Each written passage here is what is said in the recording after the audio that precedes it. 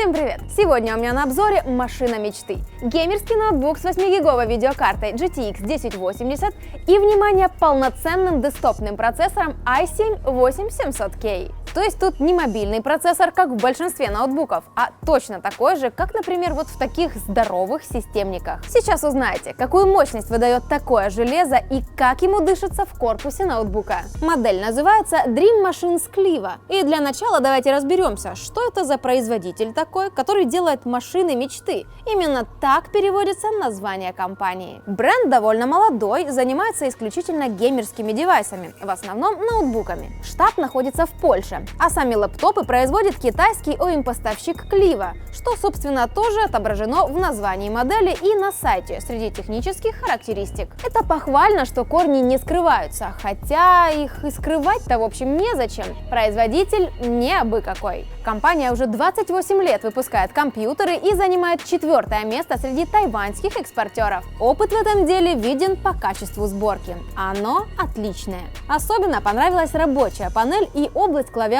Тут ничего не прогибается даже при достаточно сильном давлении. Располагаешь руки и чувствуешь, что под ними как будто бетонная плита. В хорошем смысле. Прочная и холодная. Да, холодная. Несмотря на то, что слева под клавиатурой находится тот самый мощный десктопный процессор. Она почти не нагревается. Серьезно, в играх еле-еле теплая. Но про охлаждение чуть позже. Во внешнем виде мне нравится, что он явно игровой. Крупный такой, но при этом безо всякой разноцветной мишуры. Да, бывает это уместно, если чуть-чуть, но в данном случае обошлись вообще без ярких акцентов. Как по мне, хорошо. Тут сам корпус – это акцент. Брутальный, с красивыми изгибами, выступами и весом под 4 килограмма. В общем, распаковываешь и сразу видишь, что все серьезно. А потом достаешь еще блок питания, эту электростанцию. И если еще были какие-то сомнения насчет мощи, то они сразу уходят. Все поверхности матовые, практичные, отпечатки не собирают. На крышке только логотип компании. Симпатичный, кстати, теперь буду узнавать. С портами у ноутбука полный порядок. 4 USB 3.1, HDMI, 2 мини-дисплей-порт, картридер, USB-C, пачка аудиовыходов и даже высокоскоростной Thunderbolt 3. Последний, кроме прочего, можно использовать для зарядки разных устройств. Минусы. Ну или как минимум моменты, на которые стоит обратить внимание. Мне не понравилось, как закрывается крышка. В конце она доводится, поэтому если отпустить, то будет неприятный стук.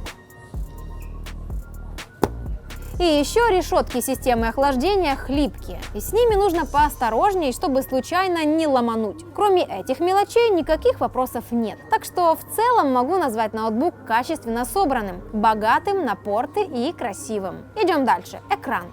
IPS-матрица от LG, Full HD, 17,3 дюйма. Частота обновления 75 Гц. И есть поддержка технологии NVIDIA G-Sync, которая устраняет разрывы изображения и делает картинку более плавной. Матрица хорошо откалибрована, выдает сочные цвета и у нее широкие углы обзора. И если вы думаете, когда же она наконец-то скажет про рамки, то да, боковые рамки классные, особенно для игрового ноутбука. Частенько бывает, что экран окружает какие-то взлетно-посадочные полосы, но не в этой модели. Тут все достаточно красиво. Молодцы. Под экраном находятся динамики, а снизу имеется еще и сабвуфер.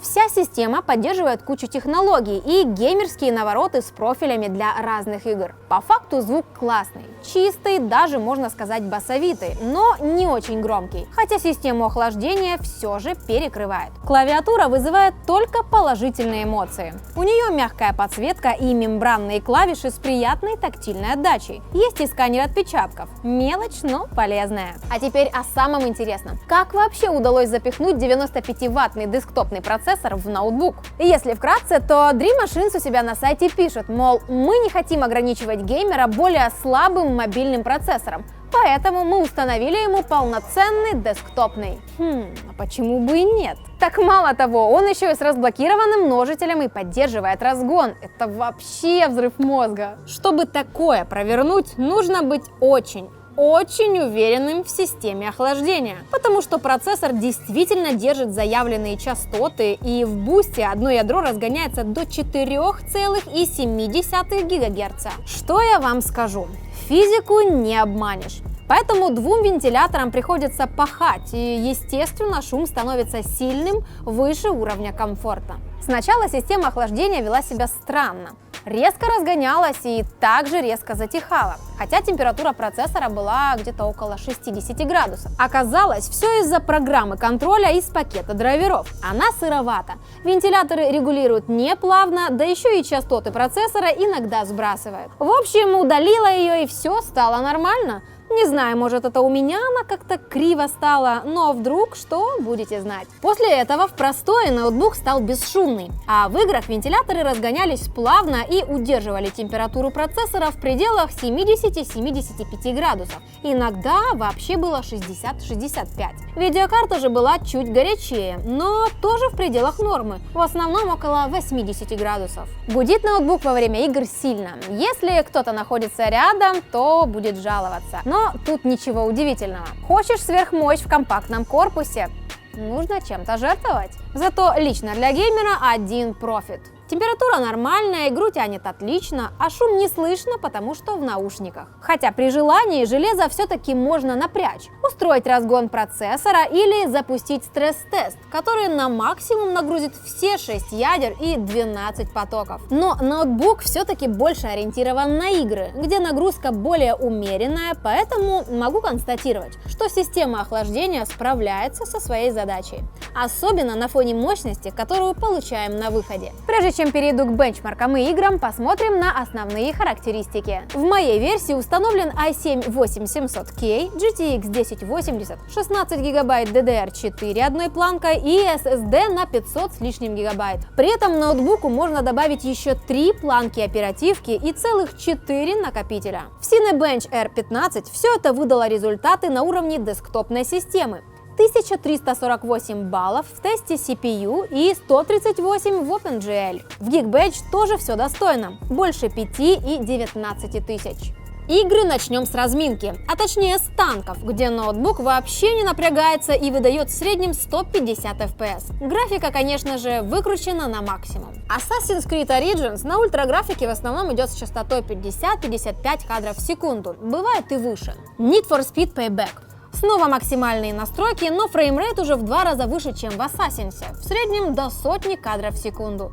Игра идет очень плавно и красиво. Та же ситуация и в одиночной кампании Battlefield 1. Порядка 100 кадров в секунду и полностью комфортный геймплей, естественно, на ультра настройках. Far Cry 5 на просторах общины легко показывает около 95 FPS, а встроенный бенчмарк выдавал минимум 73 кадра в секунду, в среднем тоже 95. И, наконец, еще одна довольно тяжелая игра – Ghost Recon Wildlands. Во встроенном бенчмарке с ультраграфикой ноутбук обеспечил минимум 50 FPS, а в среднем было под 60.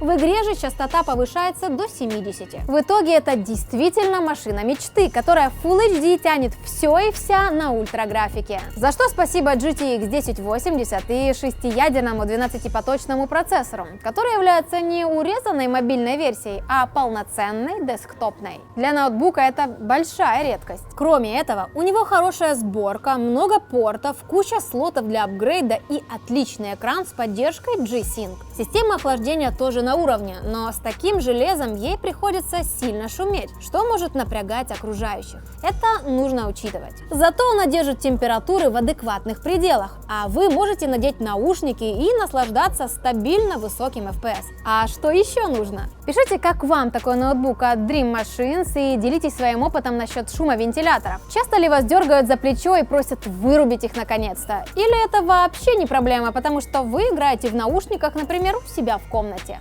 Ставьте лайк, если видео вам понравилось. Подписывайтесь на канал и жмите на колокольчик, чтобы не пропустить другие наши видео. Пока!